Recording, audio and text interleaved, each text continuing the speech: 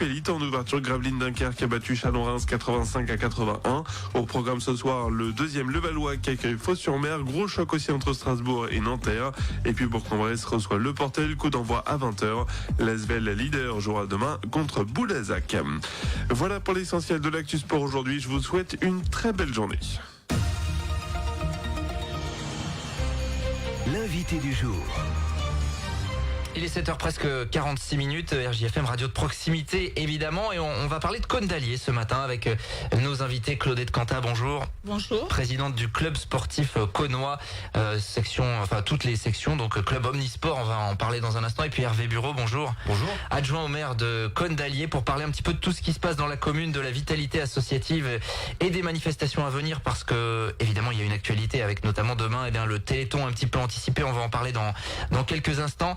Tout d'abord, on peut faire un rappel. Cône d'Allier, c'est quoi, une trentaine de kilomètres de Montluçon? C'est effectivement 25 km de Montluçon. Donc Cône d'Allier est situé entre Moulins et Montluçon, donc à égale distance à peu près. Entre Cône-Moulins, c'est 35 km et Cône-Montluçon, c'est 25 km. Donc un bourg actif avec 2000 habitants. Ouais. Et fort de ces associations, de 35 associations environ, que ce soit sportif, culturel.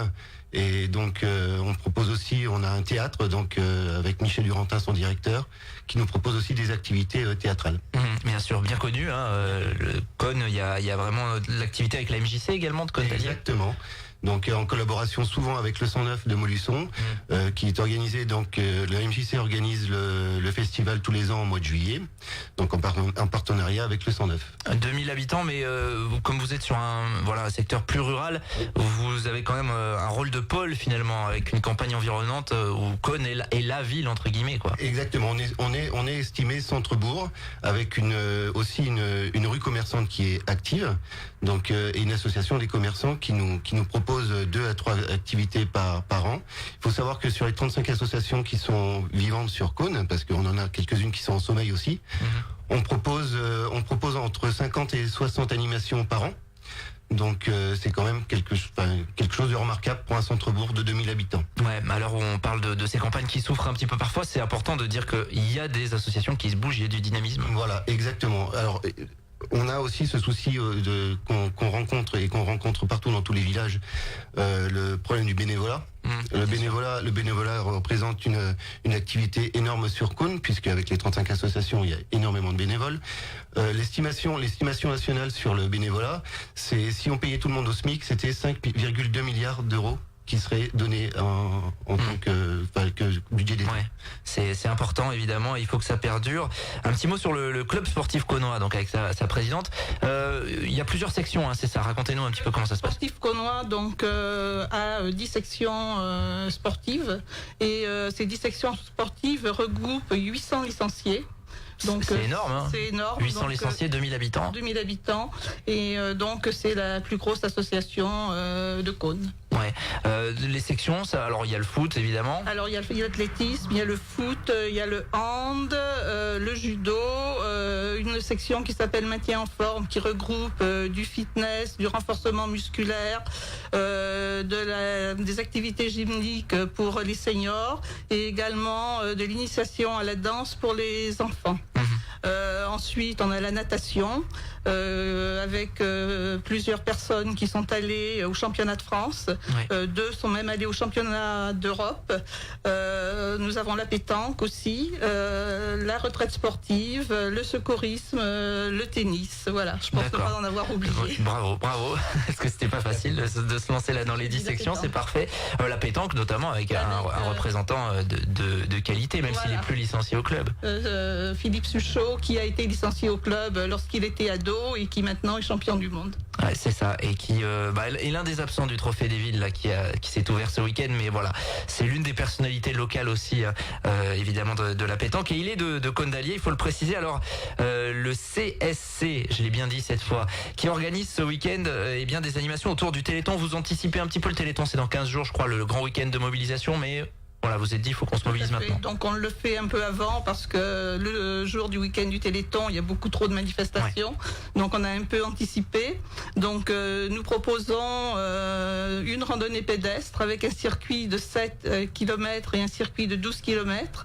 Une randonnée en VTT sur un circuit de 29 km qui se déroulera en partie dans la forêt de Dreuil. Donc ensuite, à partir de 17h, au centre culturel, donc il y aura une vente de pâté aux pommes de vente et dégustation de pâté aux pommes de terre. On peut déguster quand même. On peut déguster sur place, tout à fait. Il y aura aussi une vente de boissons et tout au long de cette vente, il y aura qui pourra durer jusqu'à la fin d'ailleurs, jusqu'à 22h ou je ne sais pas à quelle heure on terminera. Donc tout au long de cette vente et dégustation de pâté aux pommes de terre, il y aura des animations. Donc justement avec le maintien en forme, qui fera une démonstration de Zumba, de step et de jump, donc qui invitera le public à participer, notamment les ados qui veulent s'initier, enfin beaucoup déjà connaissent, mais qui veulent s'initier au jump pourront le faire. Donc ensuite, la soirée se poursuivra avec un concert acoustique avec Flavie du groupe 13, donc qui dépend de la MJC.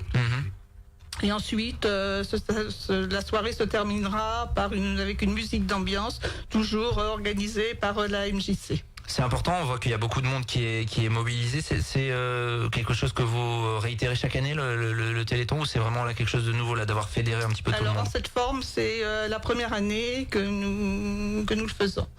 Auparavant, il y avait une manifestation pour le Téléthon, mais dont on ne s'occupait pas. Mais là, c'est la première année en partenariat avec la municipalité où on fait quelque chose de plus important. Bon, l'objectif, évidemment... Pardon, excusez-moi, c'est une volonté du conseil municipal et de monsieur le maire Martial Sanlia de Cône-d'Allier de pouvoir proposer à Cône-d'Allier une version sportive du Téléthon.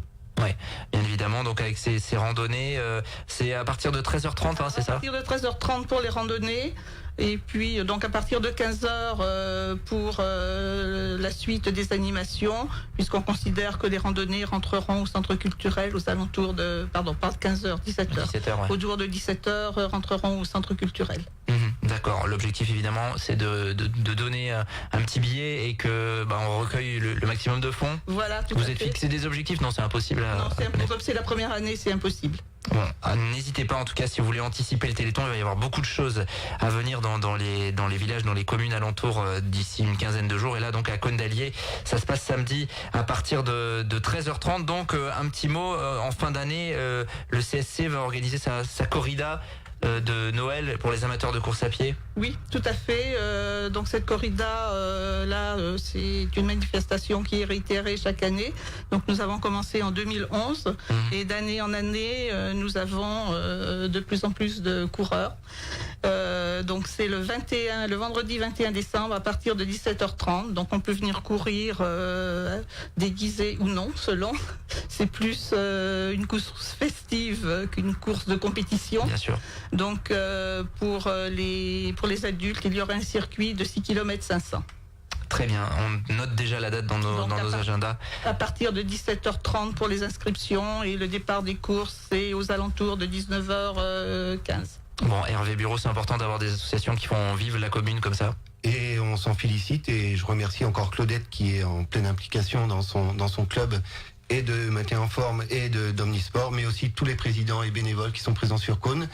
J'ai un dernier clin d'œil aussi à faire aux bénévoles de ce matin qui sont partis pour tracer les parcours, et entre autres Marie Carré qui est adjointe au sport. D'accord, qui sont en train là de tracer et il fait pas chaud. Ils vont être en train de tracer les parcours, que ce soit VTT ou pédestre.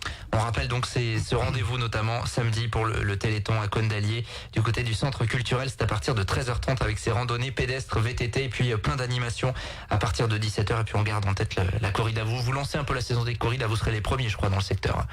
Oui, je pense que nous sommes les premiers. Rendez-vous donc du côté de Cône-d'Allier. Merci à tous les deux d'être passés à notre micro ce matin. Il est 7h55. On continue dans un instant. L'invité du jour.